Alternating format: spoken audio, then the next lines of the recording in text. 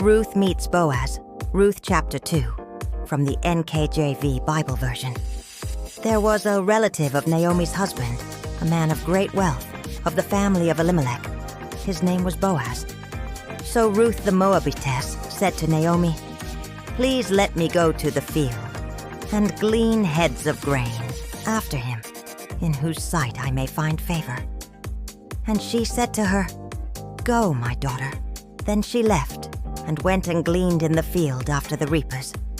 And she happened to come to the part of the field belonging to Boaz, who was of the family of Elimelech. Now behold, Boaz came from Bethlehem, and said to the reapers, "The Lord be with you." And they answered him, "The Lord bless you." Then Boaz said to his servant who was in charge of the reapers, "Whose young woman is this?" So the servant who was in charge of the reapers answered and said, "It is the young Moabite woman who came back with Naomi from the country of Moab."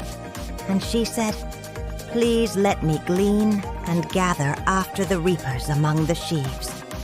So she came and has continued from morning until now, though she rested a little in the house. Then Boaz said to Ruth, "You will listen, my daughter, will you not?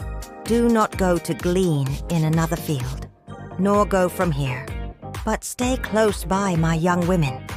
Let your eyes be on the field which they reap, and go after them. Have I not commanded the young men not to touch you? And when you are thirsty, go to the vessels and drink from what the young men have drawn." So she fell on her face, bowed down to the ground, and said to him, "Why have I found favor in your eyes, that you should take notice of me, since I am a foreigner?" And Boaz answered and said to her, "It has been fully reported to me, all that you have done for your mother-in-law since the death of your husband, and how you have left your father and your mother and the land of your birth, and have come to a people whom you did not know before. The Lord repay your work, and a full reward be given you by the Lord God of Israel, under whose wings you have come for refuge." Then she said, "Let me find favor in your sight, my lord, for you have comforted me, and have spoken kindly to your maidservant, though I am not like one of your maidservants." Now Boaz said to her at mealtime, "Come here and eat of the bread, and dip your piece of bread in the vinegar." So she sat beside the reapers, and he passed parched grain to her, and she ate and was satisfied, and kept some back.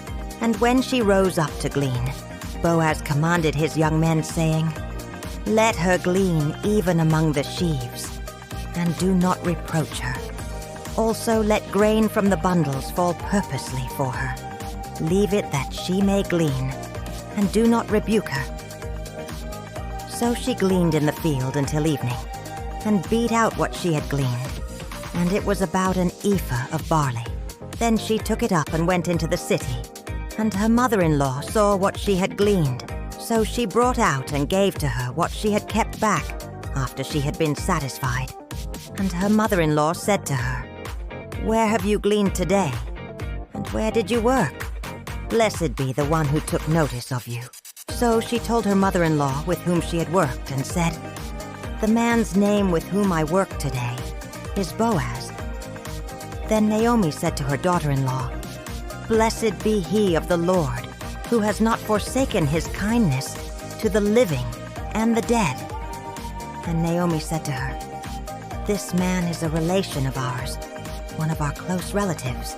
Ruth the Moabitess said, "He also said to me, 'You shall stay close by my young men until they have finished all my harvest.'"